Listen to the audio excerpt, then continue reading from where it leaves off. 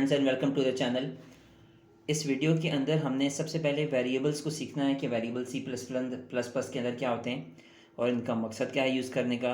साथ ही हम वेरिएबल के कुछ नेमिंग रूल्स होते हैं उनको भी डिस्कस करेंगे और एक छोटी सी एक्सरसाइज करके देख लेंगे जिसके हम ये आइडेंटिफाई करेंगे कि इनवैलिड और वैलिड वेरिएबल्स कौन कौन से होते हैं। सबसे पहले वेरिएबल को अगर हम डिस्कस करें तो प्रोग्रामिंग के अंदर कोई भी प्रोग्रामिंग लैंग्वेज हो उसके अंदर वेरिएबल का यूज़ है। ये एक बहुत ही बेसिक सा कॉन्सेप्ट है तमाम प्रोग्रामिंग लैंग्वेजेस के अंदर। ये एक स्टोरेज एरिया है जहाँ पे किसी भी किस्म के डेटा को होल्ड किया जाता है। तो आसान अल्फाज में हम इसे कंटेनर भी कह सकते हैं कि एक ऐसा कंटेनर है जिसके अंदर आप कोई भी वैल्यू स्टोर करके रख सकते हैं और इसे आप अपने पर्टिकुलर इस्तेमाल के लिए इस्तेमाल कर सकते हैं। वेरिएबल्स को एक यूनिक नेम दिया जाता है जिसे हम आइडेंटिफायर कहते हैं। तो अब पूरी प्रोग्रामिंग के अंदर अगर आपने कोई भी प्रोग्राम लिखा है उसके अंदर किसी भी वेरिएबल को पहचाना कैसे जाएगा, उसके आइडेंटिफायर से पहचाना जाएगा। एग्जाम्पल्स के लिए अगर हम जाएं तो आपको यहाँ पे स्क्रीन के ऊपर कुछ एग्जाम्पल नज़र आ रही होगी कि C++ के अंदर वेरिएबल्स लिखने का तरीक़ाकार कुछ इस तरह से है कि सबसे पहले आपके पास डेटा टाइप आती है, डेटा टाइप के बाद आइडेंटिफायर आता है और उसके बाद इज इक्वल टू के सिंबल के साथ आप यहाँ पे वैल्यू लिखते हैं। तो इसका मतलब ये हुआ कि आप C++ के सिंटेक्स में कुछ इस तरह से लिख सकते हैं। डेटा टाइप के लिए हम फिलहाल INT यूज़ करें, INT इंटीजर के लिए यूज़ की जाती है। अगले आने वाली वीडियो के अंदर हम तमाम डेटा टाइप्स को डिस्कस करेंगे। फिलहाल हम एक फर्स्ट डेटा टाइप इंटीजर को यूज़ कर लेते हैं। इंटीजर के अंदर नंबर स्टोर किए जा सकते हैं। तो अगर हम एक इंटीजर वेरिएबल लेते हैं उसको आपने कोई भी एक आइडेंटिफायर असाइन करना है। आइडेंटिफायर का नाम आपकी मर्जी का हो सकता है मगर इसके कुछ रूल्स हैं, रूल्स को भी हम डिस्कस करेंगे। फिलहाल हमने एज करके एक वेरिएबल के नेम यहाँ पे असाइन कर दिया। तो ये कुछ C++ का सिंटेक्स ये हो गया, INT integer age is equal to 14। अब ज़रा इसे प्रोग्राम के अंदर इसको इस्तेमाल करके देखते हैं और इसको प्रिंट करके देखते हैं कि किस तरीके से C++ के अंदर यूज़ किया जा सकता है। C++ प्रोग्राम के अंदर आ गए। अब ज़रा यहाँ पे एक छोटा सा एक प्रोग्राम लिख कर देखते हैं। स्ट्रक्चर हमने पिछली क्लास के अंदर लिख कर देख लिया था। सबसे पहले हम लाइब्रेरी फाइल इस्तेमाल करेंगे, उसके बाद यूजिंग नेम स्पेस std, जिसका मकसद प्रोग्रामिंग के अंदर सी आउट और सी इन का इस्तेमाल करवाना है विदाउट यूजिंग मेंबर नेम्स।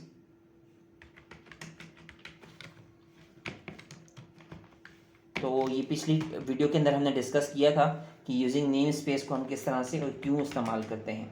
अगर आपने वो वीडियो नहीं देखी तो काइंडली वो वीडियो जाके देख लीजिएगा। यहाँ पे हम एक वेरिएबल इस्तेमाल करने वाले हैं, INT age is equal to 14।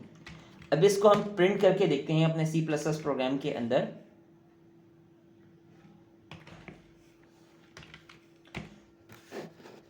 जब हम इसे कंपाइल करने की तरफ जाएंगे तो सबसे पहले प्रोग्राम को सेव करने के लिए लोकेशन मांगी जाएगी। तो हम डेस्कटॉप के ऊपर एक फोल्डर क्रिएट कर देते हैं।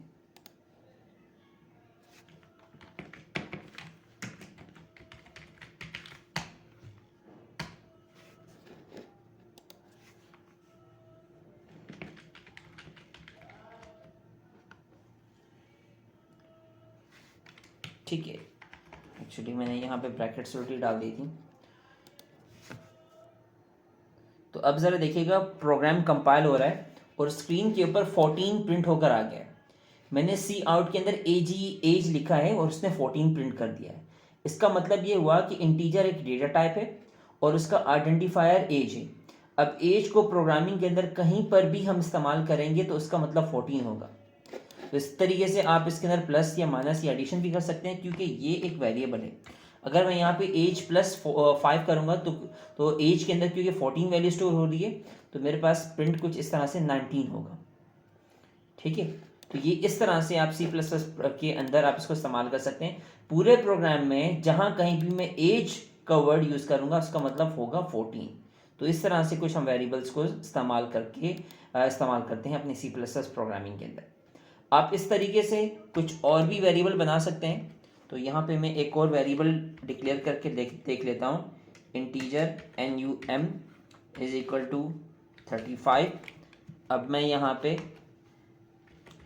नम लिखूँगा तो क्या होगा, 14 + 35 यहाँ पे प्रिंट किया जाएगा। तो इस तरह से आप देख सकते हैं कि आप अपने वेरिएबल्स को इस्तेमाल कर सकते हैं। तो वेरिएबल को डिक्लेयर करने के बहुत सारे तरीक़ेकार हैं। इसको इन दोनों वेरिएबल्स को अगर मैं शॉर्ट तरीके से अगर मैं लिखना चाहूँ तो मैं कुछ इस तरह से भी लिख सकता था। मुझे बार बार डेटा टाइप लिखने की ज़रूरत नहीं है।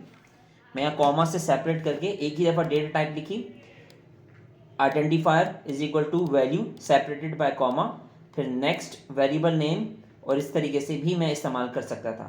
तो पिछली वाली 2 लाइंस के अलावा मैं कुछ इस तरह से भी वेरिएबल को डिक्लेयर कर सकता हूँ। ठीक है, तो result is still the same.